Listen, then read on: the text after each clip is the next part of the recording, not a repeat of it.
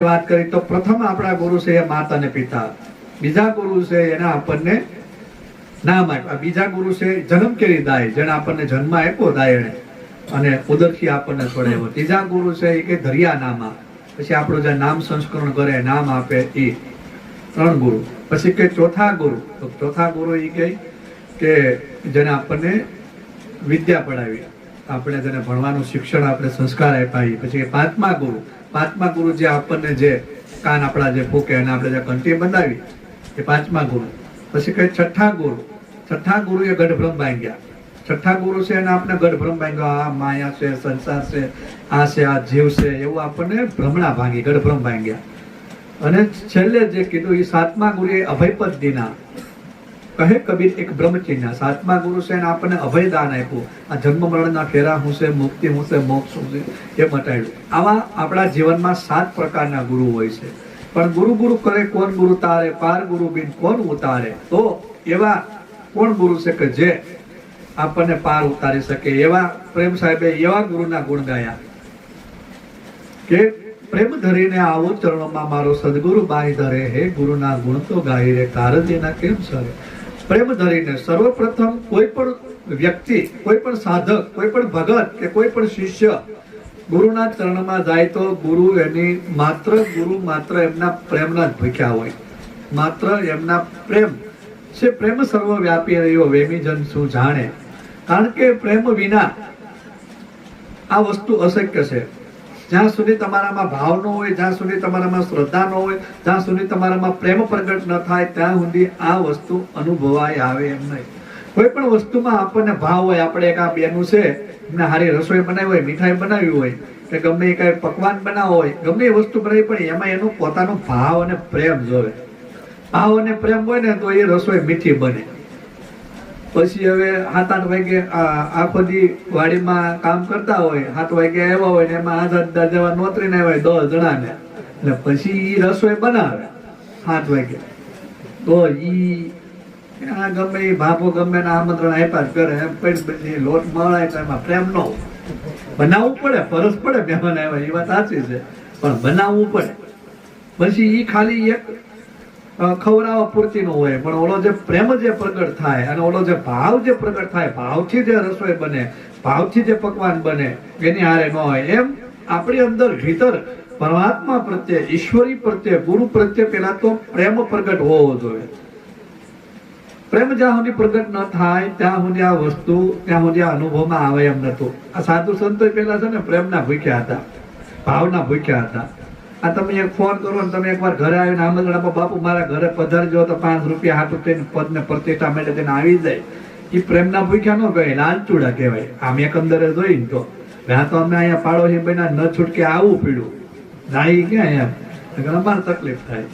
પણ ભાવ અને પ્રેમ હોય તો આ બધું બને. એટલે કે પ્રેમ ધરીને આવો ચરણમાં. સર્વપ્રથમ તો તમારે પ્રેમ ધરીને આવો ચરણમાં, એટલે એક ગ્રાહ્ય ગુરુ જે છે એની વાત આલે છે, અને એક ગ્રાહ્ય અંદર તમારી ભીતર જે ભૌતિક છે એની વાત આલે કે પ્રેમ ધરીને આવો ચરણમાં. ચરણના 2 પ્રકાર છે, એક ગુરુના ચરણની વાત આલે છે અને એક ભીતર તમારી અંદર જે ચરણ છે એની વાત આવે. તો કે ક્યુ ચરણ? તો કે શ્વાસ ઉશ્વાસના ચરણ 2.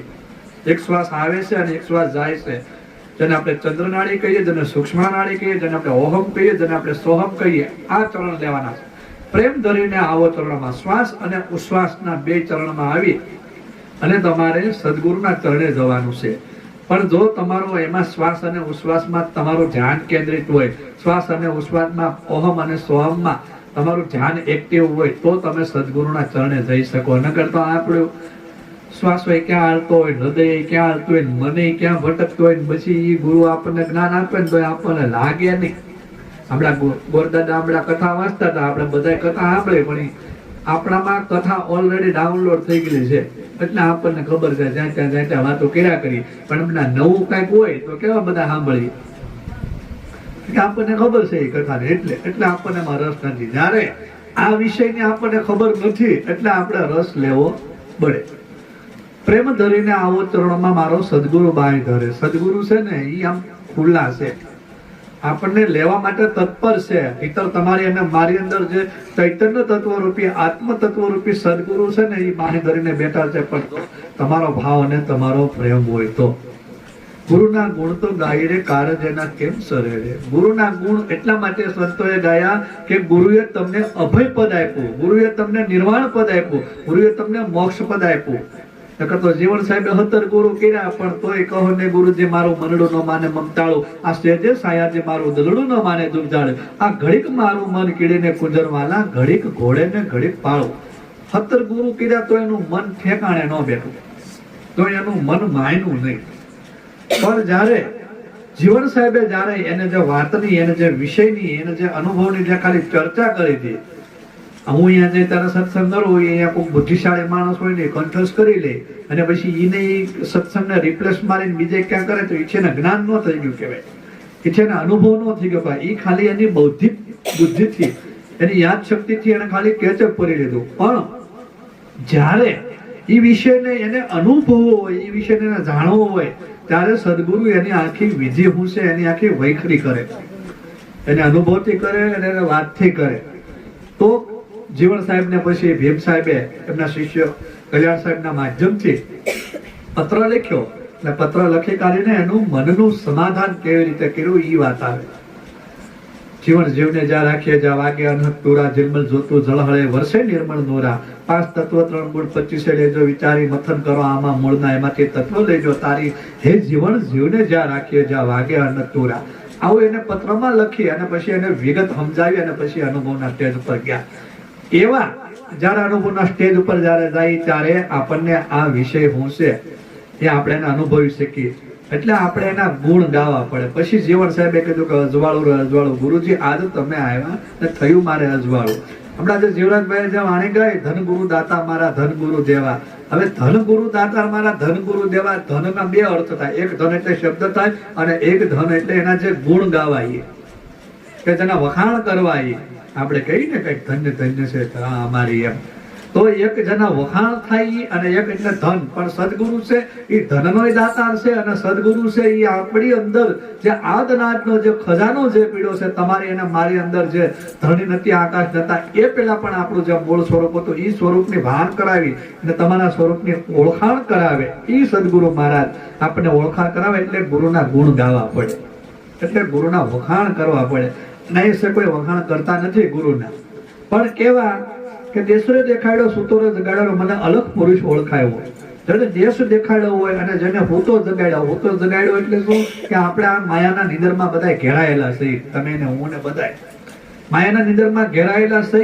પદ આ મોહમાં, મદમાં, લોભમાં, અહમમાં, ઈર્ષ્યામાં, રાગમાં, દ્વેષમાં, આમાં આપણા બધા હુતેલા પડ્યા છે. આપણને કઈક 2 પ્રકારનું જ્ઞાન આવડી ગયું, કઈક બોલતા આવડી ગયું તો આપણને અહમ આવી જાય. આપણી પાસે કઈક ધન આવી ગયું, આપણી પાસે કઈક પદ આવી ગયું તો આપણને અહમ આવી જાય. આપણે બાજુવાળાનું શું કામ છે? આવું બધા આપણે છે ને મોહ નિંદ્રામાં હોતા છે, પણ અંતે એ કાંઈ હારે આવવાનું નથી. એ કાંઈ કશું હારે આવવા નથી. સદગુરુ મહારાજ આપણે મોહ નિંદ્રામાંથી સુતોરે જગાડ્યો અને એ મોહ નિંદ્રામાંથી જગાડ્યો કે ભાઈ આ સાચું નથી, આ નથી, આ મોહ નિદ્રામાંથી તું જાય અને તારી અંદર જે ભીતર જે તારો અમૂલક જે ખજાનો છે એની તું પ્રાપ્તિ કરી. મોહ નિદ્રામાંથી સુતોરે જગાડ્યો અને દેશરે દેખાડ્યો, અલગ પુરુષ ઓળખાયો. અલગ પુરુષ એટલે ચૈતન્ય પુરુષને એને ભાન કરાવી. એટલે કીધું કે ગુરુના ગુણ તો ગાય રે કારજ એના કેમ સરે. આપણે એનું શું, આપણે એનું કોઈ કામ કરી શકવાના નથી. આપણે ગુરુને ખુશ કેમ કરી શકવાના છે? કોઈ કાળે ન થઈ શકે, કારણ કે આપણે એનું ઋણ જ ન ચૂકવી શકીએ. એવો એ સદગુરુ છે. પછી આગળ કે ગુરુને આપણે અનુભવી નથી શકતા, ગુરુને આપણે જાણી નથી શકતા. એનું મૂળ કારણ શું? તો કે એમ આગળ કે નાભી કમળની વાત કરે. નાભી કમળમાં વસે કસ્તુરી, ઓલો મૃગલો વનમાં ફરે. તમારી અને મારી અંદર નાભીમાં કસ્તુરી નામ, જે આપણે મૃગલામાં જે મૃગલું હોય નાભીમાં જે કસ્તુરી હોય ને, એમ તમારી અને મારી અંદર પણ એક કસ્તુરી વસેલી છે. પણ એ કસ્તુરીને આપણને ખબર નથી. મૃગલો છે એ વનમાં ચડતો હોય પણ એને સુગંધ આવતી હોય, સુગંધ આવતી હોય તો એ સુગંધના આધારે મૃગલો વનમાં ચર્યા કરે કે અહીંયા કઈક સુગંધ આવે, અહીંયા કઈક ઘાસ ખાયા કરે. પણ એમ મૃગને ખબર નથી કે કસ્તુરી છે એ એની પોતાની નાભીમાંથી વસુટી રહી છે અને એની અંદર છે, પણ એ ભટકે છે બહાર. એમ આપણને આ સંતે ભૌતિક દ્રષ્ટા નાખ્યો.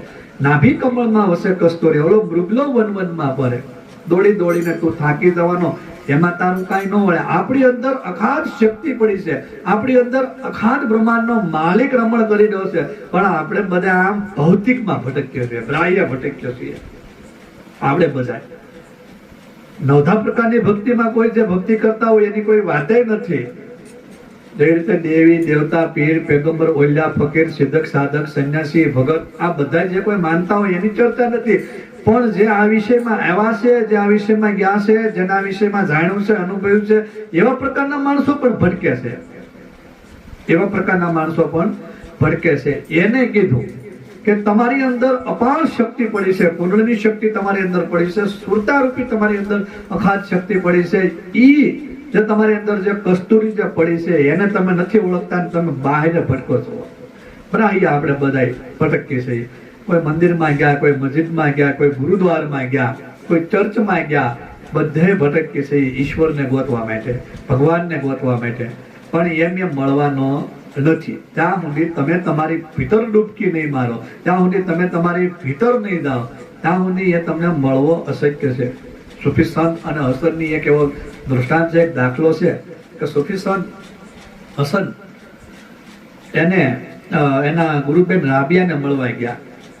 હવે હસન ગયા, કાશ્મીરમાં રહેતા હતા રાબિયાબેન, ને ત્યાં ગયા અને સવારના પોરમાં હસન કાશ્મીરના પહાડોમાં, કાશ્મીરના વૃક્ષો, નદી કલરવ કરે, પક્ષીઓ કલરવ કરે, નદીના અવાજો આવે, પવન મદમદ વાયરો, અને હસન પ્રકૃતિનું ધ્યાન ધરતા હતા. પ્રકૃતિનું ધ્યાન ધરતા સવારમાં હસનને આનંદ આવી ગયો. હસનને અવાજ માર્યો રાબિયાને કે રાબિયા તમે અહીંયા બહાર આવો, પરમાત્માએ કેવું કે સરસ કે અહીં કે કુદરતે કેવું કે સરસ કે પ્રકૃતિ બનાવી છે, તમે આવો એને માણો. તો અંદરથી રાબિયા જવાબ આપે છે કે હસન માન્યું કે પરમાત્માએ સવાર હારું બનાવ્યું છે, માન્યું કે પરમાત્માએ પ્રકૃતિ હારી બનાવી છે, માન્યું કે પરમાત્માએ સૌંદર્ય હારું બનાવ્યું છે, પણ આ જે બનાવનાર છે એને હું અહીંયા પ્રત્યક્ષ અનુભવી રહી છે. માટે હસન તમે ભીતર અંદર આવો. અને હસનને આંખ ઉગડે છે, હું તો આ ભૌતિક પ્રમાણમાં ભૌતિક રચના જે પરમાત્માની છે એને હું નિરખી રહ્યો છું, પણ તમારી અને મારી અંદર જે પરમાત્મા જે રમણ કરી રહ્યો છે એને આ નિરખી રહ્યા છે. એને જોવા માટે હસન ભીતર આવે અને પછી હસન પગે લાગે અને કહે કે ગુરુબેન મેં જે કાંઈ અનુભવ્યું છે એ બધું ભૌતિક રીતે અનુભવ્યું છે, પણ અંદરની મને ખબર નથી, અંદરની ખબર નથી. તો આ ઘટના શું છે, આ કેમ થાય છે એ મને સમજાવો. એમ આપણે બાહ્ય બધે ભટકીએ છીએ, જરૂરી છે જવું જોઈએ, બધાય જાય છે જ્યાં જાય. અમે તે જયારે અમારી અજ્ઞાનતા હતી ત્યાં સુધી મેં તે સવારના પોરમાં એમ માનો કે ભગવાનની આરતી ઉતારી, સવારના 4 વાગે ઠંડા પાણીએ નાહ્યો, ધૂપ કર્યા, દેવા કર્યા, ઉપવાસ કર્યા, બેનું જેમ વ્રત રહ્યા વ્રત રહ્યા, ત્યાં આથી કઈ ભગવાનની પ્રાપ્તિ થઈ જાય. પણ એ કરતા કરતા એ સમય આવતા આવતા એ બધું જયારે ખ્યાલ પડ્યો કે આ આપણે ભીતર ઉતરવું પડશે, આને જાણવું હોય તો. અને પછી ભીતર ઉતર્યા અને સદગુરુ મહારાજની કૃપા થઈ, સદગુરુ મહારાજની દયાથી આપણે જે ભીતર જે અનુભવવાનું છે એ પછી અનુભવાય, નહીતર એ અનુભવાય નહીં. નહીતર તો શું છે, બાહ્ય ભટકાવ બધે છે જ તે, અને ભટકવાનું જ છે, પણ એથી આપણા જન્મ મરણ મટવાનો નથી. નવધા પ્રકારની કોઈ ભક્તિ કરી ગયા છે એની આ ચર્ચા નથી થતી, પણ આપણે જે આ તત્વજ્ઞાનમાં જે ગયા, આત્મજ્ઞાનમાં જે જાય છે ને જે જવાના છે એની વાત આલેલી છે. પણ આપણને ખબર હોવા છતાં પણ આપણને ખ્યાલ રહેતો નથી. હું ઘણી વાર એક દ્રષ્ટાંત આપું કે અમારા વાળક બાજુ આપણે જે આંકડાનો જે આંકડો જે આવે ને હનુમાનજીને જે માળા ચડે આંકડો, એ આંકડાને ઓલું જે ફળ આવે ને એને અમારા વાળક બાજુ એને અમે આડો ડોડો કહીએ. આડો ડોડો તમારા અહીંયા જે કહેતા એમને ખબર નથી. ઈ હજી લીલું હોય ને કાચું હોય ને ત્યાં એની ઉપર કૂડો આવે, પોપટ આવી કરીને બે કાઢવીને એની ઉપર વિચાર કર્યા કરે કે આ પાકશે એટલે હું ખાઈશ, આ પાકશે એટલે હું ખાઈશ. એમ કરતો કરતો કાયમ આવે ને એનો નિયમ હોય કે જે ફળ ઉપર જે હુળો બેઠો હોય ને એની ઉપર બીજો ન બેહીએ કે આપણે તો અહીંયા નિયમો અઘરા છે. આપણી ગાદી કોક છીનવી જાય, એમ આપણી ખુરશી કોક છીનવી જાય. પશુ પંખીમાં એવું નહીં, એનો માળો હોય ને બીજા ન આવે. આપણે કોકનું ઘર કરી દેવા મારો શેઠો એટલો દબાવી દે અને પાછા ભગત કહેવાય આપણે. આમાં તો ભગત તો કોણ હોય એ કોને ખબર હોય. આ ભગત છે અને ભગતભાઈ છે, બે લાગુ પડે અમારા. તો એમ ઈ આવી કરે ને પણ બે ખાય કે આ ફળ પાકશે એટલે હું ખાઈશ, ફળ પાકશે તો હું ખાઈશ, ફળ પાકશે તો સમય જાય ધીરે ધીરે ધીરે થતા પછી ફળ પાકે પેલું થઈ જાય એટલે જો પાકી ગયું એટલે પછી આનંદમાં આવી કે આજ તો આપણે ફળ ખાવાનું છે. પછી આમ મળે ચાંચ મારવા મળે ને ત્યાં તો ઓલા ભાઈ ફળમાંથી રૂસડા નીકળે, રૂસડા નીકળે. ઓહો હા હું કે અહીંયા મેં 15-20 દી મેં આની ઉપર તપસ્યા કરી, મેં અહીંયા 15-20 દી અંતે આમાં રૂસડા નીકળ્યા અને પછી એમ કરીને ઉડી જાય. પણ હવે પાછું નવાઈની વાત તો એ છે એને ખબર પડી જાય, એને ખ્યાલે છે કે અહીંયા આ ફળની ઉપર કાચું છે, આ પાકે એટલે એમાંથી રૂસડા નીકળે. પણ પાછો ઈ ને ઈ હુડો આવી કાઢીને બીજા ફળ ઉપર બે ત્યાં આવીને પાછો બે ઓલું કાચું હોય ને એને ખબર રહેતી નથી કે આ વૃક્ષ એકનું એક છે, આનું ફળ એક જ હોય પણ ઓલું બદલાઈ ગયું. એક આ સાઈડ હતું ને એક ઉપરની સાઈડ હતું, ત્યાં આવીને કાચું હોય ના બેન તો પાછું પાકશે, પછી આપણે પાછા ફળ ખાઈશું. હવે પાછી એની પરિસ્થિતિ થાય. એટલે કહેવાનો મારો મુદ્દો શું છે, મારો દાખલો કહેવાનો અર્થ એમ છે કે આપણને એટલી ખબર પડી જવી જોઈએ કે આ ફળ કાચું છે ને આ પાકે એટલે આમાંથી રૂસડા નીકળવાના છે, તો પછી હમણું એ વૃક્ષ જ બદલાવી નાખવું જોઈએ અને કાંઈક જ્ઞાન થઈ જવું જોઈએ કે આનું આ જ ફળ હોય ને આમાં રૂસડા જ નીકળવાના છે, એ ખબર હોય તો. પણ માણસ એટલો બધો અજ્ઞાનતામાં છે ને કે એને એમાં રસ છે, એમાં મજા જ આવે કરવા આવું તને. આમાં તો કેટલાય કૃષ્ણદાસ બાપુ બોલીને વિયા ગયા હજી બોલશે પણ સમજાય નહીં એમ. કદાચ મારા ગયા પછી સમજાય તો વાત આખી અલગ છે. તો પછી એમ કે નાભી કમળમાં વસે કસ્તુરી, ઓલો મૃગલો વનવનમાં ફરે, દોડીને તું થાકી જવાનું, એમાં તારું કાંઈ નહીં વળે, તું ગમે એટલો દોડીશ પણ એમાં તારું કાંઈ વળવા નથી. કારણ કે તારી અંદર નાભીમાં અખાત ઊંડની શક્તિ જે છે, તારી અંદર નાભીમાં અખાત જે શક્તિ જે આદનાની છે એ પડી છે, એને તું જાણ અને એને તું અનુભવ. બાકી બાહ્ય દોડવાથી કે કઈ ભટકવાથી તને કઈ મળવાનું નથી. પછી આગળ કે પાણીના પરપોટા પાણીમાં ફૂટશે, નીર ભેગા નીર ભળે, નુગરા માણસ તો ખાઈ ગોથા ગાતો, આ વિરલા તો કોક જડે. પાણીના પરપોટા જેમ પાણી હોય ને, પાણી પરપોટા જેમ ફૂટે ને, એ પાણીમાં હોય પરપોટા હોય એ ફૂટી જ જાય. એ આમ ડૂબ કરે આપણે લાગે વાહ વાહ વાહ, એ આપણે દેખાય ત્યાં સુધી પાણી નજરમાં ન આવે. ઓલા પરપોટા હોય ને તો આપણે પરપોટા જોવા મળી પણ એ ફૂટી જાય. પરપોટો કાંઈ નીરમાં ભળતો નથી, પરપોટો ફૂટી જાય. એમ ઘણા છે ને ભક્તિમાં ભજનમાં ને સત્સંગમાં બધા પરપોટા જેમ આમ ફૂટ્યા કરે પણ ખબર નથી ફૂટી જાવ ક્યારે. એટલે ને આ બધું મૂકી કાઢ્યું ને યુવાનોને હોપી દેવું જોઈએ, ફૂટવાનું બંધ કરો ને તમે નીરમાં ભળી જાવ સારું, બરોબર ને. હા ફૂટાવી ના રહે ને એવું લાગે. પાણીના પરપોટા પાણીમાં ફૂટશે, નીર ભેગા નીર ભળે, નુગરા માણસ તો ખાય ગોથા ખાતો, ઓલા વિરલા તો કોક ફળે. હવે નુગરા માણસ તો ખાય ગોથા ખાતો, નુગરા માણસ ને ગોથા જ ખાયા કરે, એના સમજાય નહીં. આ તોરણબાઈએ કીધું ને કે વિશ્વાસી નરને કાં વેડો, ઓલા નરને નુગરાની હારે નેડેલો ન કરીએ. તમે વિશ્વાસી નરને ન વેડો, જે અનુભવી છે, જે જ્ઞાની છે એવા વિશ્વાસુ નરનો તમે નેડલો કરો, પણ ઓલા નુગરાની હારે તમે નેડલો ન કરો. રામદેવ પીરે પણ કીધું, નુગરાની વાત કરી, દરેક સંતોએ નુગરાની વાત કરી. તો નુગરા એટલે કેવા કોને કે નુગરા એટલે કે એનો મતલબ એવું કે અમે ગુરુમુખી થઈ એટલે અમે ગુરુના બાળક બની ગયા, અમે હવે નુગરા મટી ગયા, નહીં. નુગરા એટલે જે ગુરુ કર્યા બાદ પણ ગુરુની રેણી ઉપર, ગુરુની કેળી ઉપર, ગુરુની વાત ઉપર, ગુરુના અનુભવ ઉપર નથી, અને એ અનુભવ નહીં ને એ નુગરા છે. કે ગુરુ કરીને કંઠીમાં લઈ એટલે આપણે સુગરા થઈ ગયા એમ કોઈનું કામ બને એમ નથી.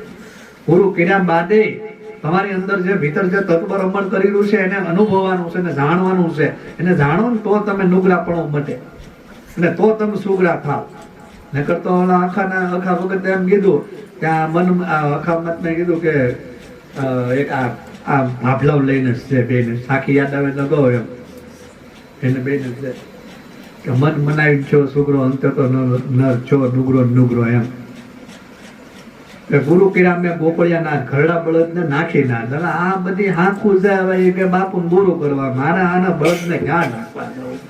પૂરું કર્યા મેં બોકડિયા ના ઘરડા બળદ ને નાખી નાખ, પણ મન મનાવીને સુગરો છો અંતે રોધો નુગરો નુગરો એમ. અને આ નવ યુવાને નો આપણે ગોચી એમ, આ હાપુ ને શું હવે આપણે કરવી, એ કે આમ થાય કામ ના તો છે નહીં હવે.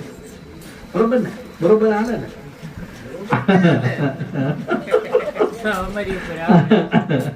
તો એમ એમ આપણે નુગરાપણું આપણું ટળતું નથી, નુગરાપણું એમ થતું નથી. નુગરા તો સદગુરુ મહારાજને જયારે અનુભવમાં જયારે રાવત રણસિંહે જયારે ડાળલભાઈ નો જરા હાથ જાયલો એટલે ભાઈ ડાળલભાઈ ને તરત ડાળલભાઈ ઉભા રહી ગયા અને ઉભા રહીને કીધું કે અમારે સમાધિ લેવી છે. આચારનું હાલનું મોરબી અને ચેરડીનું ઢેલડીનગર સમાધિ લેવાના છે. એટલે રામદેવ પીર, રૂપાદેવ મહારાજ, લાખો લોયર, જસુ તોરલ આ બધા આવ્યા અને એ તો સત્ય હું છું કે નુગરાએ મારો હાથ જાયલો છે ને હવે મારે ચેતી જવાનું છે. પણ કે એ વાત બધું હાસી, તમે ચેતી જાવ એ બરોબર છે, પણ તમારો હાથ કોણે જાણ્યો? તો કે રાજન રાવત રણસિંહે તમારો હાથ જાણ્યો એ વાત સાચી છે, પણ હવે તમારું નુગરાપણું ટાળવું પડે. હવે તમે એને સત ઉપદેશ કરો ને સત ધર્મ શું છે એની વાત તમે સમજાવો. પણ કે તો નુગરો છે એ કે વાત સાચી. રાવત રણસિંહે કેટલી બૈરાઓને કેટલી સ્ત્રીઓની સામે નજર નાખી, કેટલી બૈરાઓના હાથ જાયલા, પણ આ વખતે હાથ જાયલો છે ને સતી તમારો જાયલો છે. અને પારસનો એ ગુણ છે કે પારસ છે એ લોઢાને હોનું કરે. રાવત રણસિંહ ગમે એવો હોય પણ હાથ તો તમારે જો તમે સતી સવો તો તમારું સતીત્વ દેખાડવો પડે. રાવત રણસિંહનું નુગરાપણું ટાળો. કારણ કે બધા સમજેલા પુરુષ હતા, એને કીધું કે જેને થોડો હાથ પીડો, સતીનો હાથ પીડો, સતીનો હાથ પકડે એને લોઢાને હોનું કરવું પડે. તો હવે નુગરો છે નુગરાપણું ટાળો.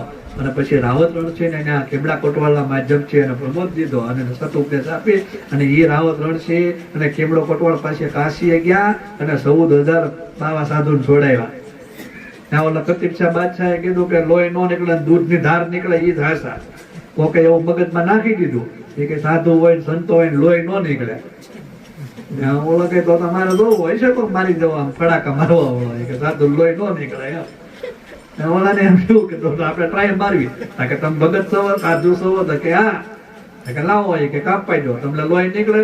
એને પેલા એમ હોય કે આનું બધા હશે માની જાય આમ કઈ પોતા લોહી નીકળ્યું તો હાલો ખોટી ના પૂરી જો એમ બધા 14,000 ને પૂરાવ્યા. આવડા બે ને ગયા કાશીએ કે તમે ભગત સવો તો કે હા કે તો તમે કે કરવત મેળાવો અને તમને લોહી ની દૂધની ધાર નીકળવી કે નીકળે વાંધો નહીં. કરવત મેળાવીને દૂધની ધાર ફૂટી, દૂધની ધાર ફૂટી 14,000 ને છોડાવ્યા. કતીબશા બાદશાહ ને ખબર પડી કે ભાઈ હા હું એમ સતુપદેશ કરી અને એનું નુગરાપણું ટાળ્યું. પછી આગળ કે સુખદેવ જેવાને શાન બતાવી, જનક વિદેહી જેવા ગુરુ મળે, એક હાથ એનો માયાની ઉપર, બીજો હાથ અગ્નિમાં જલે, હે ગુરુના ગુણ તો ગાઈ કારજ એના કેમ સરે. સુખદેવ જેવાને શાન બતાવી, જનક વિદેહી જેવા ગુરુ મળે. સુખદેવ મહારાજ એમ કહે છે કે ઓર લઈને હાલવા મળ્યા. હવે વેદવ્યાસ પ્રખર ગુરુ હતા, જ્ઞાની હતા, અનુભવી હતા, પણ છતાં વેદવ્યાસે એને કીધું કે તું જનક રાજા પાસે જા. અને જનક રાજા પાસે ગયા હતા. આને સુખદેવને એમ હતું કે મારે તો કોઈ માયાનું વળગાણ નથી, હું તો કોઈ મોહમાં નથી, પણ છતાં મારે જનક રાજા પાસે જવાનું કીધું એટલે જવું છે. વાત શું છે કેમ છે ના ગયા તો જનક રાજા એ માયામાં હતા, પલંગ ઉપર જોયું તો એને શું હો એની એક દ્રષ્ટિથી જોઈ, માયાવી દ્રષ્ટિથી જોઈ. તો એને અંતરદ્રષ્ટિથી જોયું હોત ને તો એક હાથ એનો અગ્નિમાં હતો ને એક હાથ માયામાં હતો. આ હું એમ એક બ્રહ્મગ્નિ હતી અને એક જે આ સંસારની જે માયા હતી એમાં એનો હાથ હતો. અને એટલી વાત થઈ એટલે એને તરત ઊંઘ આવી ગઈ. ઊંઘ આવી ગઈ, ઉમરા વચ્ચે ઉભા રહી ગયા. અને ઊંઘમાં પછી સ્વપ્ન આવ્યું. સ્વપ્નમાં સુખદેવ ભિખારી બની ગયા, લગ્ન છે અને 4 છોકરા છે, ખાવાના કઈ ઠેકાણા નહીં. તો એમાં એ બજારમાં જતા હતા, રસ્તામાં એક આંબો આવ્યો નહીં. છોકરો કે બાપા મારે કેરી ખાવી. તો સુખદેવે 2-3 ઘા માર્યા પણ પડી નહીં. પછી એમ કે કેરી ખાવી ઠેકડો મારીને આંબા ગયા, અંબાણી નહીં. એક વાર ને બીજી વાર આંબા ગયા હતા, ભળી નારાયણ વાળા ઉમરે ભડકાણા હતા. સુખદેવ જાગી ગયા. હા હું છું હા જોયું કે જનક રાજાના સુનૈનામાં બે બેઠા તો કે કેમ જનક આમ સુખદેવ કે કેરી નો અંબાણી ત્યાં ઓલું માયા જે દ્રષ્ટિ હતી ને વહી ગઈ. ઓહો જે મને ઊંઘ આવી જાય ને એ મારું સ્વપ્ન જાણી જતા હોય કે સ્વપ્નમાં હું ભિખારી બન્યો ને કેરી આમ તો તમારા છોકરા માટે આ બ્રહ્મજ્ઞાની હોવો જોઈએ. માયાવી દ્રષ્ટિ વહી ગઈ ને ઓલી જે અગ્નિમાં જે આ તકો ને એ દેખાડો. પછી સુખદેવ જેવાને શાન બતાવી, જનક વિદેહી જેવા ગુરુ મળે, એક હાથ એનો અગ્નિમાં, એક હાથ એનો માયાની ઉપર ને બીજો અગ્નિમાં જળે, હે ગુરુના ગુણ તો ગાઈ રે કારજ એના કેમ સરે. પછી આગળ કે અમીના ધારા અખંડ વર્ષે મોતી પાકે કોક કળે, કોક પડે. અમીના ધારા અખંડ વર્ષે મોતી પાકે કોક પડે. ધ્યાન ધરીને જુઓ સોનમાં ત્યાં હંસ બેઠો આનંદ કરે. અમીના ધારા તમારી અને મારી અંદર એક એવું અમૃત વરસી રહ્યું છે જેના મીરાબાઈએ ગુણગાન ગાયા. ચામડાની પોતળી ભજન કરી લે, ભજન કરી લે, ભવ સાગર તરી લે. આરે કાયામાં મીઠી વીરડી અમૃત જળની અંજલિ ભરી લે. ચામડાની પોતળી ભજન કરી લે. એક ઈ અમૃત. કબીર સાહેબ કે વસન લાગી અમૃત ધારા, પીવે કોઈ પીવનહારા. એક ઈ અમૃત. આવા દરેક સંતોએ અમૃતના ગુણગાન ગાયા. આવા દરેક સંતોએ અમીની વાત કરી. લક્ષ્મી સાહેબ એમ કે ગગન મંડળમાં ઊંધ મૂકવો વહાય અમૃત કા વાસા. કોઈ સુગરા હોય તો ભરભર પીવે ઓલા નુગરા જાય પ્યાસા. એ જે મારી સુરતા સુનમાં લાગી ત્યાં તો જન્મ જાલવી વાગી. હવે ગગન મંડળમાં ઊંધ મૂકવો, હવે એવી જે અમૃત જે છે ઈ અમીના ધારા અખંડ વર્ષે તમારી અને મારી અંદર જે શૂન્ય શિખરમાંથી ગગન મંડળમાંથી અમૃત વરસી રહ્યું છે. પણ એને કોઈ પીવી કે એને કોઈ જાણીએ કે એવા કોઈ ચતુર હોય, એવા કોઈ સુગરા હોય, એવા કોઈ ગુરુ મળી જાય તો એની તમને જુક્તિ અને એની તમને વિધિ આપે કે આને કેવી રીતે પીવાય, કોણ પીવી શકે, કેવી રીતે પીવાની વિધિ કહી શકે.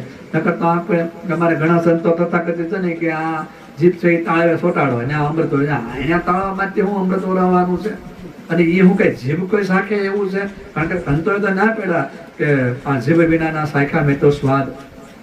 સંતોએ તો જીભ વિના સ્વાદ ચાખવા ના પાડી. આ સ્વાદ છે એ કઈ જીભથી કઈ ચખાય એવો નથી. આ સ્વાદ તો તમારી અંદર જે આવી રહ્યો છે ને એને તમારે ચાખવાનો છે સુરતાના માધ્યમથી. ઈ ચાખે છે, ઈ સ્વાદની વાત છે. અમીના ધારા અખંડ વર્ષે મોતી પાકે કોક પડે. પણ તમારી અંદર જે મોતી જે રમણ કરી દીધું છે, ગંગા સતીબાઈએ મોતીના વખાણ કર્યા. જેવી રીતે અર્જુન સાહેબે કીધું ગંપર ગગનમાં ગોત લેજો વોહે ગુપત ગંગા તો દેખા હોય સો કઈ બતાવો મોતી કે સારંગા. એવું જે મોતી છે એ તો કોક પડે તમે એને જાણી શકો, અનુભવી શકો. મોતી પાકે કોક પડે એટલે એ તો ઓલરેડી મોતી તૈયાર જ છે. પણ એને જે જાણી શકે, એનું જે અનુભવી શકે, ક્યારેક જ પળ આવે કે મોતીના દીદાર, મોતીના દર્શન થાય. કબીર સાહેબ કે ઝીણા ઝીણા મોતી, લીલા લીલા મોતી, પીળા પીળા મોતી. હવે આવા સંતોએ જે મોતીના ગુણગાન ગાયા હોય તો એ મોતી કયું હોય તો ઘણા એમ કે શબ્દરૂપી મોતી. પણ શબ્દરૂપી મોતી તો આપણે હું બોલું છું તમે ગ્રહણ કરી લો. એ મોતી થી કઈ મોતી કઈ પાક્યા જ ન કરે. વારા ઘડિયા બોલ્યા કરો તમે ગ્રહણ કર્યા કરો. મોતી પાકે એક શબ્દ જે પ્રયોગ કર્યો છે એ માત્ર એક વચન શબ્દ પ્રયોગ કર્યો, બહુવચન શબ્દ પ્રયોગ નથી કર્યો. તો મોતી અપાર ન બોલે પર કઈ નહીં. મોતી પાકે કોક પડે તો ઈ જે મોતી જે પાકે છે તો કે કોણ અનુભવી શકે? તો કે ધ્યાન ધરીને જુઓ સૂરમાં ત્યાં તો હંસ બેઠો આનંદ કરે. પણ જ્યારે ધ્યાન ધરી અને કોઈ સાધનામાં કોઈ એવા સાધક જ્યારે જાય અને જ્યારે ધ્યાનમાં જ્યારે સુરતા લાગે તો ત્યાં હંસ અને ચૈતન્યના દર્શન થાય. એવા અલગ પુરુષના સદગુરુના દર્શન થાય. હંસ બેઠો આનંદ કરે. હંસ બેઠો આનંદ કરે એ આપણું મૂળ